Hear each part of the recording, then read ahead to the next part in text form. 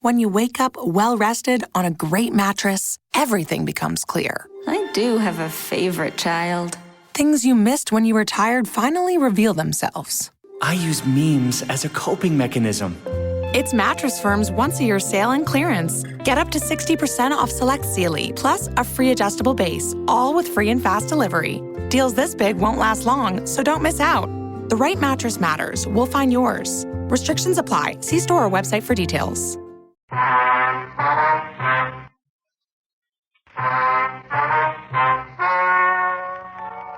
Ladies and gentlemen, the story you are about to hear is true.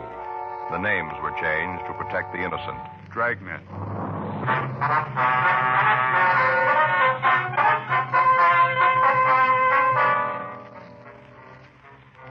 You're a detective sergeant.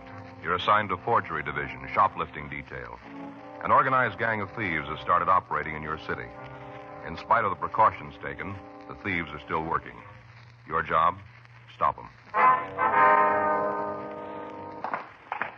It was Monday, September 20th. It was cold in Los Angeles. We were working the day watch out of forgery division, shoplift detail. My partner's Frank Smith. The boss is Chief of Detectives Thad Brown. My name's Friday. We were on our way out from the office, and it was 9:45 a.m. when we got to the 8th floor of the Whitfield department store. Security office. Yes, sir. Can I help you? We'd like to see Mr. Dunlop. I believe he's expecting us. Your name? Joe Friday. Oh, yes. You want to go right in? Thank you. Thanks, Frank. This door here? Yes, go right in. Come on in. Hi, Jerry. You know Frank, don't you? Sure, how's it going? Hi, Jerry. You boys want to sit down? Thank you. I'll have the girl sent up. Okay. Yes, sir? You want to have Miss Evans sent up, please? Miss Evans, yes, sir. I'd like to ask you guys a favor. What's that, Jerry? Poor kid thinks this whole thing is her fault. I'd appreciate it if you could take it easy on her. Oh, we'll do our best. Sure. What'd they get away with this time? Oh, here's a list. Thank you. Here's a copy for you, Frank. Oh, thanks. You got any idea when they were in? It's hard to tell for sure. We're open Friday night, and then Saturday's a pretty rough day. It wasn't until after closing we found it. I figured they either moved in late Friday night or early Saturday morning. Miss Evans' girl discovered the theft, did you? No, she didn't know anything about it. The stock clerk found it. He was running through the inventory to replace the coats and suits. Noticed there were several that couldn't be accounted for. He called me. Mm-hmm. Evans' girl's in the department. I talked to her this morning. It looks like she waited on the pair. She able to come up with any kind of description? Yeah, I think she'll be able to help us. Oh, excuse me. Yes? Miss Evans is here. Well, send her in, please. Yes, sir. Come in. You wanted to see me, Mr. Dunlap? Yes, would you come in, please? Yes, sir. Oh, Miss Evans, this is Sergeant Friday and Officer Smith. They're from the police department. How you doing, man? Hello. I don't know why you want to see me, Mr. Dunlap. I told you I didn't know anything about them. I told you. You've got to believe me. I didn't have anything to do with them. I never saw them before. Now, you just sit down, Miss Evans. Thank you. Now, the officers are here to just talk to you. They want to ask you a couple of questions. There's nothing wrong. You mean I'm not going to lose my job? No. Really? You're not going to fire me? We never even considered it. I don't know how to thank you. My first job, and to have a thing like this happen. I sure appreciate it. Anything you want to know, I'll tell you. You just ask, I'll tell you. All right, Miss Evans. Have you any idea who might have stolen the merchandise? Oh, didn't you tell them what I said, Mr. Dunlap? Well, I thought it would be better if they heard it from you. Oh, I see. Well, I think I know who they were. I've tried to remember all the people I waited on, everyone. There's only two that stand out, like they were different. How do you mean different, miss? Well, they didn't seem like the other customers. You know, like they really wanted to buy something. Yeah. They just wanted to look around. I could tell they didn't really want to take anything with them. We had a course on that in school, how to tell if a customer really wanted to buy. Mm-hmm. That was one of the class problems, to sell a customer who didn't really want to buy anything. Yes, ma'am. Now, about these people, what was it they did that makes you think they might have been the shoplifters? Well, first, the way they talked. I was trying to wait on other people at the same time, and they kept me showing them all kinds of things. It took me almost a half an hour to clean up after they left. There were two people, is that right? Yeah, a man and a woman. Can you give us a description of them? I told Mr. Dunlap all about it. You want me to go over it again? I've got it, Joe. I'm having it typed for you now. All right, fine. You want me to tell it again? Well, we'll check it with you, yes, ma'am. What kind of things these people want to see, ma'am? Oh, just about everything at the counter. They had me so mixed up, I didn't know what to do. I told you I was trying to wait on another customer. Woman who wanted to buy a suit, I kept trying to take care of her. She finally left. These two were causing so much trouble. Every time I left them, I couldn't even take care of the woman. She got mad and left. I don't really blame her. You know, Mr. Dunlap, there really should be more people up there. Only 3 girls, and when we get busy, there just aren't enough to go around. Lots of customers walk out. Mm-hmm. Well, we'll see what we can do. Lots of times they walk out without buying something because there isn't anybody to help them. Mm-hmm. This woman who walked out, could you describe her for us? You bet. She was real nice. Had a lot of patience. Kept waiting for me to go back and take care of the troublemakers. Never said a word. Well, can you tell us what she looked like? Well, I'd say she was about 35. It's hard to say for sure. She took real good care of herself. You know, hair all nice and good makeup. Not cheap-like. Nice hands and a manicure. Was she carrying any packages when she came in? Do you remember? Gee, I gotta think about that. I don't think so. Oh, you know, a couple of paper bags like from the notions department. Maybe face cream or cologne, things like that. No large boxes? No. I don't see why you're so interested in her. The other 2 were the ones who caused the trouble. They're the ones who must have taken things. Why are you asking about the lady? How was she dressed, do you remember? Oh, just beautifully. Had on a gray suit with large lapels. Kind of peplum that came out like this. Rhinestone buttons, beautifully good taste. She wearing a coat? Mm-hmm. Long. Had a stand-up collar, real full skirt, tight bodice. Where was she looking at the suits? Over by the counter. She'd hold them up, you know, in front of the mirror. She knew what she wanted, looked at the material, the way they were made. She'd have bought if I could have spent a little time with her. She liked the merchandise, liked everything I showed her. Mm-hmm. How many things did you take off the racks for? I guess she looked at a dozen styles. You know, a dozen real high-style suits. That seemed to be all she was interested in. You don't think she had anything to do with the stealing, though, do you? Well, looks like she was the one who did the actual taking of the merchandise. The other 2 were there to keep you busy.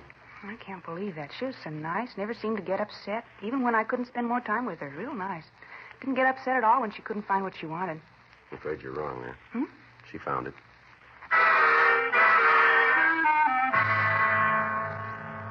We continued to interrogate the witness. We got complete descriptions of the trio. Their physical appearance and their method of operation matched those of the gang Frank and I had been looking for the past 6 weeks. Alice Evans was shown mug shots of known shoplifters, but she was not able to give us an identification. We made arrangements for her to come down to the office and check additional mug files. The average citizen looks at shoplifting as a petty nuisance, which businessmen are expected to endure. It's not entirely true. Shoplifting is big business. Last year, hundreds of thousands of dollars worth of merchandise was stolen from stores in the Los Angeles area alone. Most of the goods stolen by organized gangs is sold to fences for final disposal. During the course of our investigation, we'd been working with Stores Protective Association, incorporating all of the security officers in the larger businesses. MO bulletins had been gotten out on the gang's activities. From what we'd been able to find out, there were 3 people working as a unit, 2 women and a man. The 3 suspects would enter a store and split up. One of the women would pretend to be looking at merchandise, while the other 2 suspects would engage the clerk in conversation, in that way keeping her away from the first member of the trio. The articles stolen were almost always either coats or suits, and we noticed that one line of merchandise seemed to attract the criminals more than others. Monday, 3:46 p.m. Frank and I went down to a second-hand clothing store on 5th Street to talk to the owner. Be right with you. Toby? Yeah.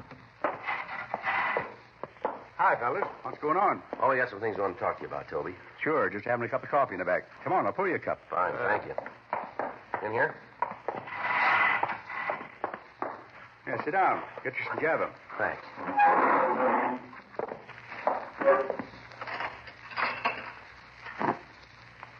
Anything special? No, we're just fishing, Toby. Thought you might be able to come up with a little something for us, maybe. And here you go. Either of you want sugar? No. Oh, thanks. Don't use it. Just doing part of your work here. Is that right? Yeah, buy sheets. Want to get to the mail tonight. Well, we don't want to keep you, Toby. No trouble, Sergeant. Mac's getting a little tired anyway. Just soon stop and have a cigarette. How's business? Pretty good? I'm keeping up. Now, what can I do for you? You got anything on a boosting gang working around? Nothing more than usual. Why? Well, we got a bunch that's giving us a little trouble. We're trying to come up with something that'll hang together on them. 2 men and a woman? Yeah. You got anything on him? Oh, nothing worth repeating. Rumbled around about the 3 of them. That's about it. If I had any more, I'd have called you sooner. Where's the information coming from? Well, you know how it is, Sergeant. You hear something here, something else there. You put them together. You come up with a story, but no way to trace it. Yeah, I know. You got any idea where the stuff is being sold? Same answer. Rumble's got it that all the loot's being shipped out of town. Some of it back east, some goes up north. I got a piece the other day that some of it's going to Mexico. Mexico, huh? Yeah. Most of it's ending up in the east, though. You know any reason they'd be hitting one brand more than the others? Got a word. That's about all. What's that? The gang's laying it out around town that they'll pay up to $25 for a suit. You know, going price is around $5, maybe $6.50. Mm-hmm. Figures that if you can do better with one line, that's what you're going to boost. Huh.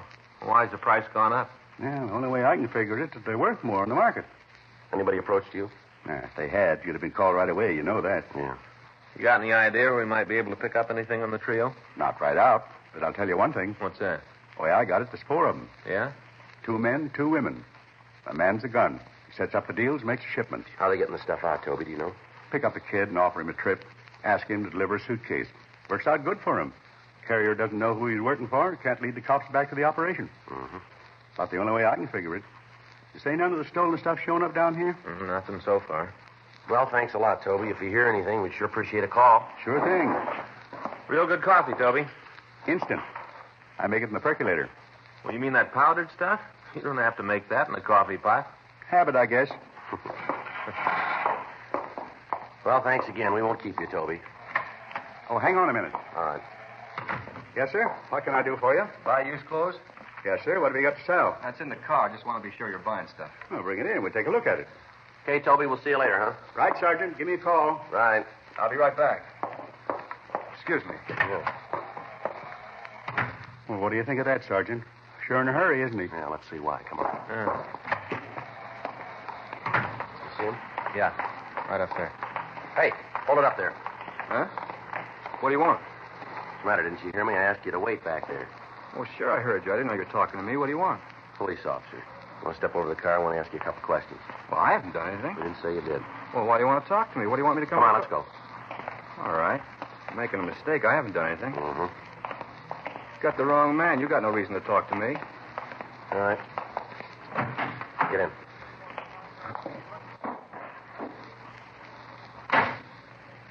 All right, sit still. What are you doing? You won't find anything. I don't know what you guys are after. I haven't done anything. Take your wallet out. Why? Take it out. Here. Take the money out of it. You always carry that much money, do you? No, not always. I know. You keep the money in your hand. Give me the wallet. Here you are. This your true name? Hmm? Kenneth Elgin Norris. This your right name? Yeah. You live here now, do you? No, not now. Where do you live? I got a room over on 7th. You want me to run a make on him? Yeah, will you? Here. Here's his ID. Thanks.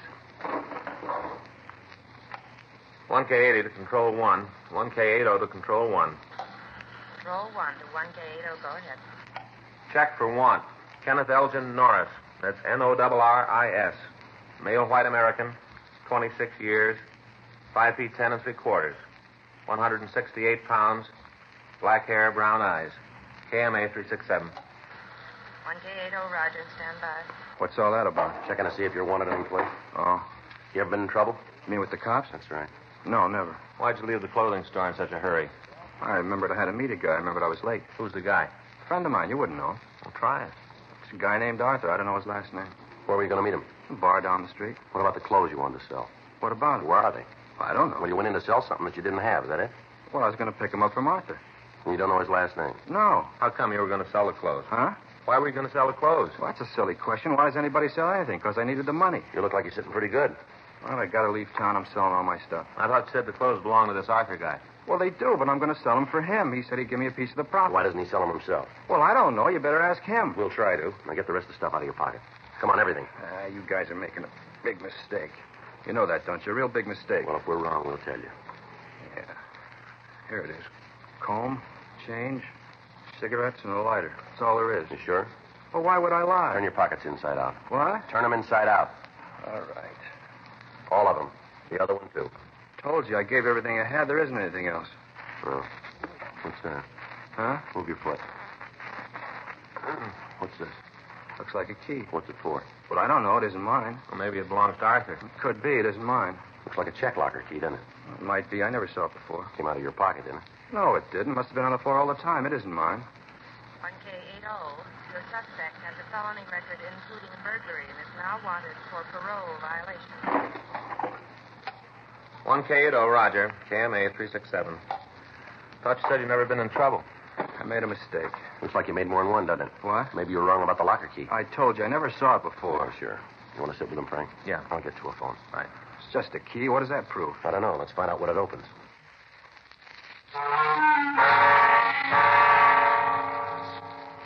we got the location of the locker, and with the suspect, Frank and I drove over and removed a large black suitcase. The locks on the case had been broken, and inside we found 11 women's suits of the same type that had been stolen from the Los Angeles stores. All identifying labels had been removed, but we were able to find the tag issued by the National Recovery Board inside the seams of the suits. We got in touch with their Los Angeles office, and they told us that the serial number had been issued to a San Francisco company. On the way back to the city hall, we stopped and searched the suspect's room thoroughly, but we found nothing. When we got to the squad room, Frank went to the business office to arrange a phone call to San Francisco, and I took the suspect to the interrogation room. 6:20 p.m. You guys got to believe me. That stuff's not mine. I don't know where it came from. Where'd you get the key? Well, it's not mine. I never saw it before. That's kind of hard to buy. Well, I don't care if you want it or not. That's the way it is. Tell us a little more about this Arthur, will you? I told you everything I know. Where'd you meet him? In a bar down on Main. I told you that before. Now, what's the matter? Don't you believe me? You're making it tough to believe. I'm telling you the truth. Where'd the suits come from? I don't know. All right, here. Take another look at them. Might help you remember, huh? They were in the suitcase when Arthur gave them to me. That's all I know. Where'd he get them? I don't know. Did he steal them? Well, I don't know. Why'd he give them to you? He just said he wanted me to take care You of told them. us before he wanted you to sell them, didn't you? Well, he did. Where were you going to make the payoff after they were sold? He said he'd get in touch with me. Where? Around. He said he'd find me. He gave you over $500 worth of suits, and he said he'd get in touch with you, huh? That's right. When? Sometime. He didn't name a date? No, just said he'd look me up. How many times have you been arrested? You got the record. Why asking me? We want you to tell us. I don't know. I forget. We'll take a guess. Oh, a few times. 5? You got the record. When's the last time you checked with your parole officer? I forget. You know your package is tabbed? No, I didn't know until I heard it on the radio. You had no idea, huh? No. You went up for burglary, is that right? Yeah, they sent me up to the joint. You know you're going back, don't you? Yeah, I guess. Not going to look good to have another charge marked on you. What do you mean? Burglary. How'd you dig that one up? These suits, if you can't explain them, it isn't going to look too good, is it? Look, I told you, Arthur gave them to me. And he said he'd get in touch with you. Yeah, that's right. Sure. Come up with the answers yet? Says he doesn't know them. Yeah? Maybe we can help. Hmm? Just got through talking with a Georgia writer up north. Well, He checked the records, code numbers from the shipment to the Whitfield department store. Looks like the bunch we're after. now who's Arthur? You mean the suits were stolen? You called it. Who's Arthur? Look, I don't want to go back to the joint on a beef like this. We don't decide that. But if I help you guys, you'll take care of me. You'll talk to my parole I officer. can't make any deals with you. Yeah, but I don't want to fall this way. That's up to you, mister. You're sitting in the middle. Now, which way do you want to go? Nobody can help you but yourself. Miss Arthur must be a fine friend, leaving you with a bunch of stolen merchandise. Might be the way he figured it. What's the matter? Doesn't Arthur like you? Okay, I'll go the route. No. I'll tell you where to find him.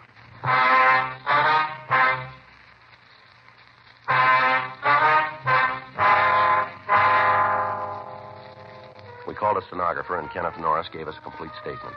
He said that he'd been approached by a man that he knew only as Arthur and asked to carry a suitcase to St. Louis.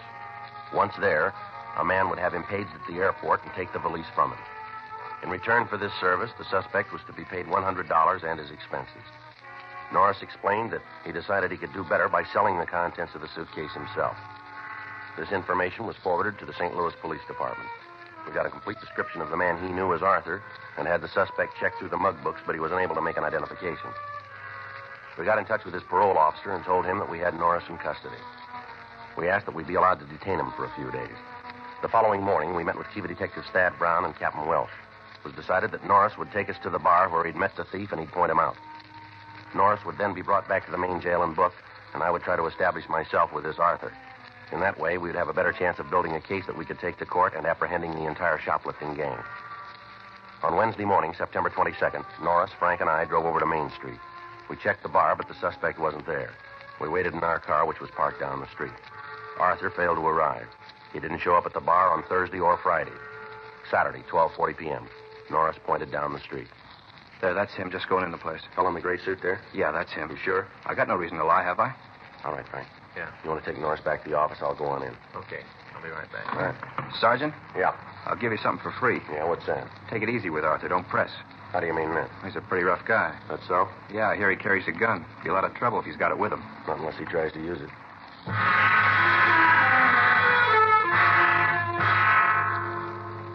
I left Frank at the curb and walked into the bar. I saw the man that we knew as Arthur sitting at the rear of the place. I took a seat near the front door and ordered a cup of coffee. In a few minutes, I walked back toward Arthur.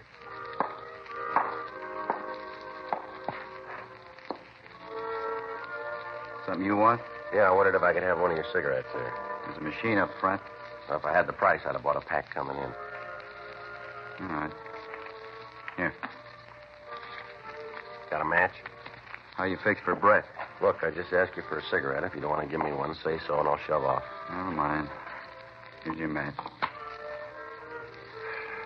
Thank you. Hey, you. Yeah. You're broke, huh? All the way. Just get in town? This morning. Where from? Up north. Narrow it down. Look, mister, here's your cigarette bag. Give me one of these doesn't tell you my life story. You hungry? I haven't eaten for 2 days. Here. Thanks. Appreciate this. How long are you going to be in town? Well, it depends on how things work out. You got a job? Well, I'm going to look. What do you do? Whatever pays. Tell you what. No? I got some friends around town. Might be able to use you. Check with me in a couple of days. Might be able to do something for you. How do I get in touch with you? Meet me here. I tag the place a couple times a week. Just ask if Arthur's around. That's your name? That's what I'm using this season. You look me up, kid. We'll work something out. Yeah, I'm sure we will.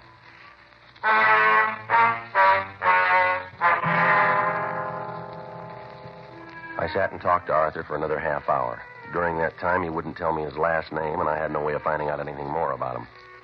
At 12:10, I saw Frank drive by the front door. That was the signal that the crew of detectives were standing by to follow the suspect. I left the bar and walked down Main Street up to 7th. Frank was waiting for me. We drove back to the city hall and discussed what had happened with Chief Brown and Captain Welsh. During the next 3 days, Arthur was kept under constant surveillance. He didn't drive an automobile. He contacted no one. We were able to learn a considerable amount about the man.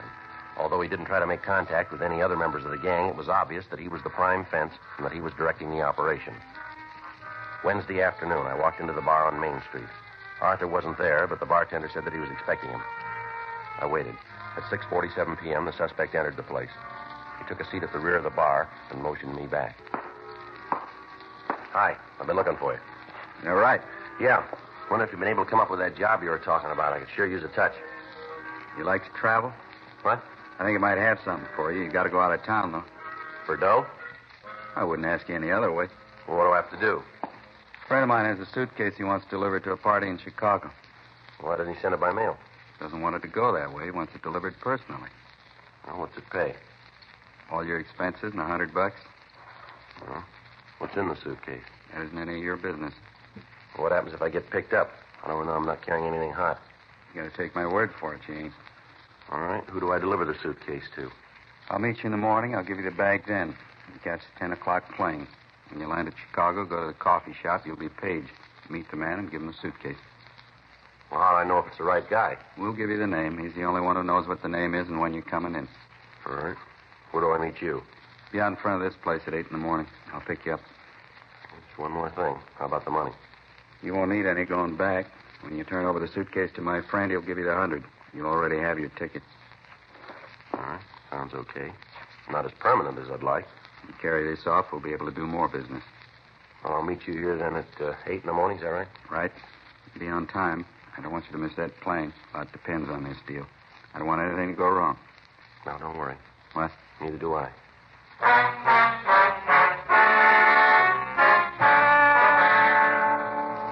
I left the bar and met Frank. We stood by the front of the place, and at 9:56 p.m., the suspect came out. He called a cab, and we followed him.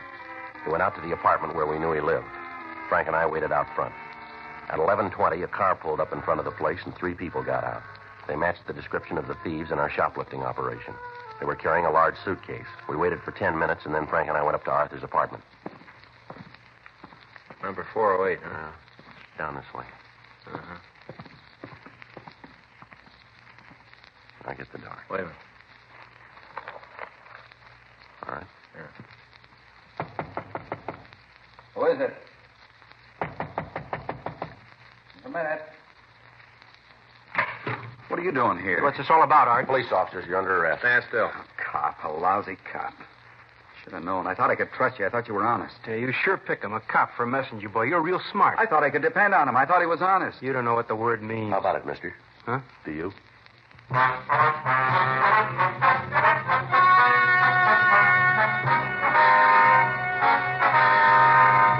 Arthur Nelson Thompson, Samuel Donald Hickok, Georgia Baxter Nielsen, and Dorothy Marie Simpson were tried and convicted of burglary in the second degree, 14 counts. They received sentence as prescribed by law. Burglary in the second degree is punishable by imprisonment in the state penitentiary for a period not less than 1 nor more than 15 years.